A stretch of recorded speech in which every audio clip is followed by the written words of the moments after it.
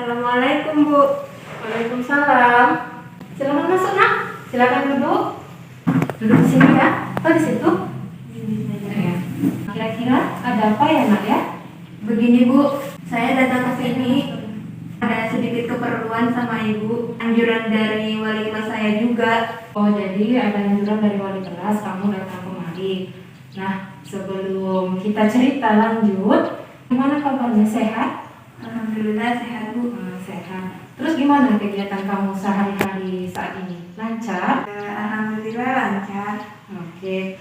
Tadi kamu katakan bahwasanya kamu datang kemari karena ada anjuran dari wali kelas kamu ya. Kira-kira ada apa ya nak ya? Jadi gini Bu, wali kelas saya mengeluh tentang saya akhir-akhir ini. Ya katanya saya di kelas banyak terlambat ya, dari perihal ngumpul tugas, kegiatan aktif belajar di kelas, terus kedatangan saya juga sering terlambat. Di kelas saya juga sering tidur gitu Bu. Wali kelas saya juga udah sering bilangin saya, cuman saya masih belum berubah juga. Jadi wali kelas saya nganjurin saya buat ketemu sama Ibu untuk mengkonsultasikan masalah saya ini. Oh begitu. Sebelumnya apakah ibu boleh tahu sebenarnya yang kamu bilang tadi itu memang benar ya nak ya? Iya Bu. Bahwasanya kamu ada masalah sering terlambat, tidak mengerjakan tugas, lalu kamu sering mengantuk ya di kelas ya? Iya Bu, itu benar sekali. Kalau begitu, kita sekarang akan melakukan konseling individu. Kira-kira kamu sudah pernah dengar nah, apa itu konseling? Sudah pernah melakukannya atau belum? Saya sudah pernah mendengarnya sih Bu, tapi saya belum pernah melakukannya. Sepertinya itu kegiatan yang menakutkan karena menurut saya nanti takutnya saya dimarah-marah. Oh gitu ya. Jadi sebenarnya nggak begitu ya nak ya. Konseling individu itu merupakan bantuan yang diberikan oleh konselor, seorang ahli, di sini konselornya ibu, kepada konseli. Konselinya itu di sini kamu. Nah ibu memberi bantuan agar kamu bisa menyelesaikan masalah yang sedang kamu hadapi. Kemudian di dalam konseling itu nak ada asas-asas. Di antaranya asas kerahasiaan, kesukarelaan, kemandirian, keahlian. Asas kerahasiaan itu sendiri ya, data ataupun informasi yang kamu sampaikan, yang kamu ceritakan pada ibu itu akan menjadi rahasia ibu. Ibu tidak akan menyampaikan kepada siapapun tanpa izin dari kamu. Kemudian yang perlu kamu ingat, di dalam bimbingan konseling itu nak, keputusan itu ada di tangan kamu ya. Kamu yang berhak untuk memutuskan apa jalan keluarnya yang harus kamu tentukan. Iya Bu. Nah jadi kamu bisa paham ya, nggak takut kan? Oh jadi begitu ya Bu. Saya kira nanti pengalaman saya ini akan didengar sama teman-teman saya, apalagi teman sekelas saya. Nanti kalau dicerita-ceritain kan saya jadi malu Bu. Oh tidak, ibu tidak akan menceritakannya kepada siapapun. Ini akan menjadi rahasia kita berdua dengan Tuhan ya kan, yang pasti Tuhan tahu. Nah kemudian nak, di dalam konseling individu ini kita ada waktu 30 sampai 45 menit. Jadi dengan waktu yang terbatas itu kita manfaatkan dengan sebaik-baiknya untuk menyelesaikan masalah kamu. Coba sampaikan kepada ibu apa penyebabnya terlambat, tidak mengerjakan tugas, kemudian sering mengantuk di kelas. Jadi gini Bu, saya di rumah adalah anak perempuan satu-satunya. Di sini pekerjaan orang tua saya, ayah saya itu sebagai nelayan, terus ibu saya sebagai pedagang ikan di pasar. Sayalah yang membantu kegiatan orang tua saya karena saya kasihan melihat orang itu bekerja nggak pakai berhenti demi sekolah saya ini. Jadi gini Bu, setiap pagi itu saya bangun lebih awal dari biasanya, yaitu bangun jam 3 pagi. Saya membantu orang tua saya memecah es batu untuk mengawetkan ikan karena akan dijual keesokan paginya. Terus saya bangun jam 3 pagi sampai pagi jam 7 itu saya nggak tidur lagi karena sambil misah-misahkan ikan buat dijual. Terus nanti jam 7 saya udah harus siap-siap berangkat ke sekolah. Sementara jarak saya dari sekolah ke rumah, dari rumah ke sekolah itu lumayan jauh sih Bu. Terus saya jalan kaki juga. Jadi saya sering terlambat datang ke sekolah. Terus kalau udah sampai sekolah, karena tadi pagi saya bangun cepat dan malamnya itu tidur lama, jadi saya mengantuk Bu. Jadi saya sering ketiduran di kelas. Jadi banyak tugas-tugas itu yang saya juga nggak ngerjain. Ya gitu loh Bu, akhirnya wali kelas saya marah ke saya, kenapa kok saya jadi kayak gini gitu Bu. Jadi nak, dari yang apa kamu ceritakan tadi ya, ibu sangat mengapresiasi sebenarnya mendengar cerita kamu. Ibu bangga, ibu mengerti dengan keadaan kamu yang ingin membantu orang tua. Karena untuk saat ini ya, jarang ibu temui ada anak sekolah seusia kamu yang mau membantu orang tua. Tapi kamu juga harus bisa memprioritaskan pendidikan kamu sambil membantu orang tua. Jadi kamu tidur jam berapa? Saya tidur di atas jam 10 malam Bu, karena saya juga nonton TV, kadang juga ya main handphone. Kemudian apakah ayah memang setiap hari mendapat ikan banyak ya nak? Jadi setiap malam harus mengumpul es batu ya setiap jam 3 pagi. Ya sebenarnya tergantung pasangnya juga sih Bu. Kalau pasangnya memang pasang besar gitu yang banyak ikan ya memang bangun jam 3 pagi. Cuman kadang kalau pas ikannya sedikit atau nggak dapat ikan pun ayah saya meminta dari temannya agar ada yang bisa dijual sama ibu saya besok pagi agar ya kebutuhan ekonomi juga sih Bu bisa terpenuhi. Jadi pulang sekolah kamu juga bantu ibu jualan? Iya Bu, saya bantu jualan nanti sampai sore. Nah, ibu sudah bisa memahami kondisi kamu, kesulitan kamu ya. Jadi ini menurut kamu nak, kamu sering terlambat, tidak mengerjakan tugas, mengantuk di kelas. Menurut kamu rugi nggak? Saya sangat rugi sih Bu, karena orang tua saya bekerja mati-matian demi mencari uang untuk menyekolahkan saya.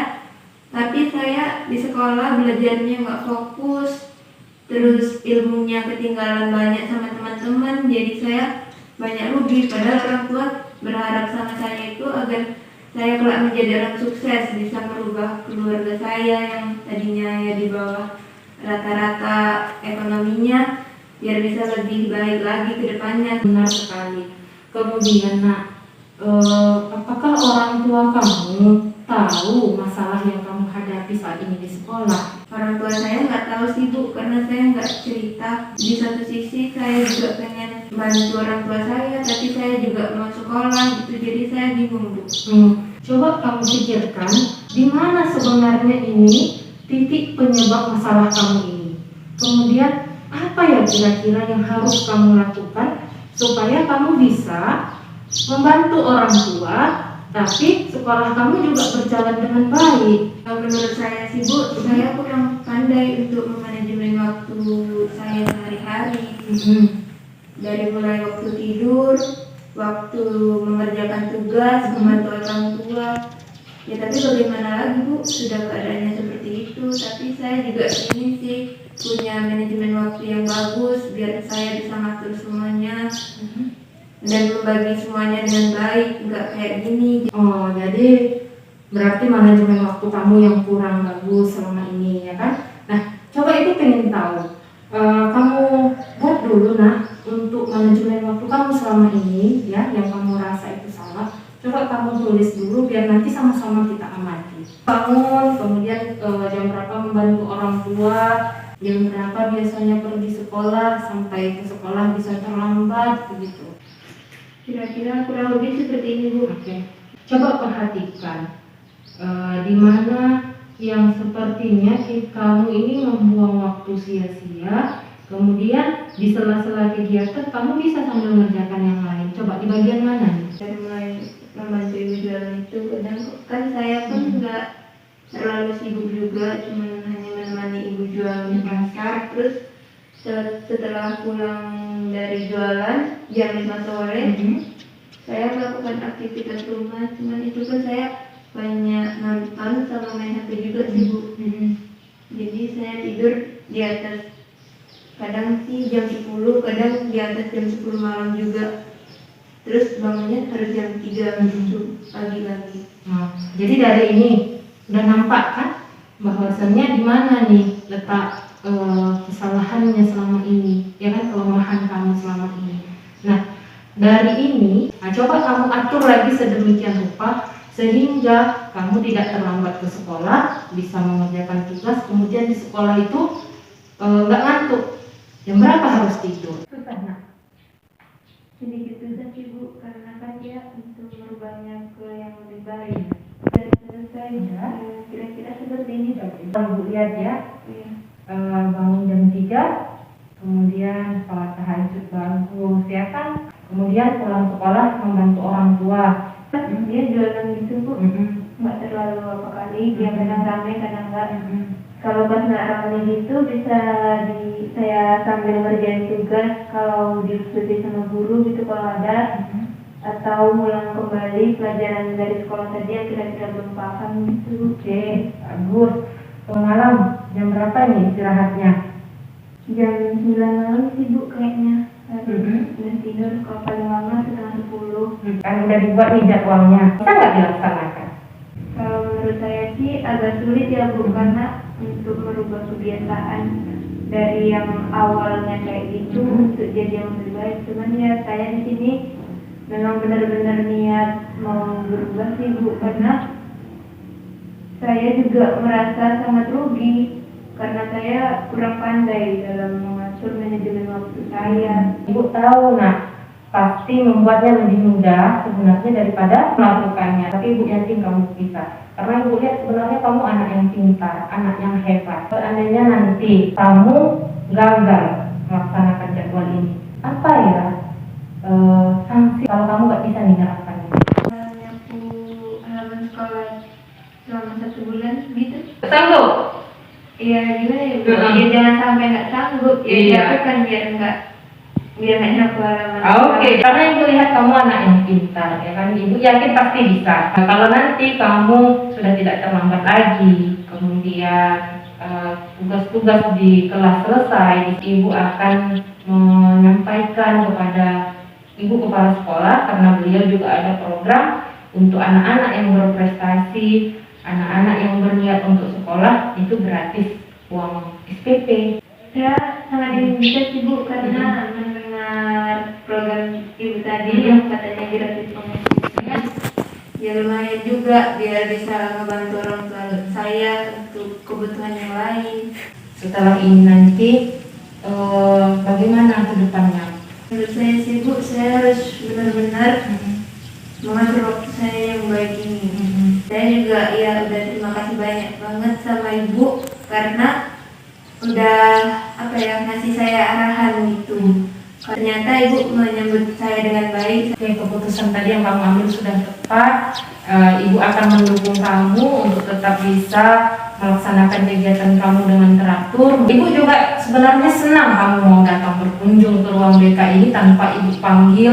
Kamu datang, Ibu juga berterima kasih. Mudah-mudahan yang kita perbincangkan ini nanti ke depannya bisa kamu laksanakan. Kemudian kalau ada nanti masalah atau kendala, jangan segan-segan untuk datang kemari ya. Iya Bu. Kira-kira saya tempel aja atau gimana ya Bu? Biar kelihatan tiap hari gitu, jadi saya nggak lupa. Boleh, bagus. Jadi tidak ada yang ingin kamu sampaikan lagi dengan Ibu? Sepertinya udah sih Bu, karena masalahnya cuma itu doang. Oke. Ibu rasa kita cukupkanlah kegiatan kita ini sampai di sini. Kamu juga sudah dapat penyelesaian masalahnya yang kamu putuskan sendiri. Maka apapun yang kita bicarakan saat ini tidak akan ada artinya kalau tidak ada niat dari kamu sendiri untuk merubahnya, ya. Iya Bu. Jadi kalau begitu terima kasih untuk kunjungan kamu. Tetap jaga kesehatan ya nak. Tetap semangat. Kamu pasti bisa, ya. Iya Bu. Yaudah kalau kayak gitu saya izin buat keluar dulu ya Bu. Oke, semoga sukses ya. Terima kasih Bu. Terima kasih ya nak. Ya. Assalamualaikum. Waalaikumsalam.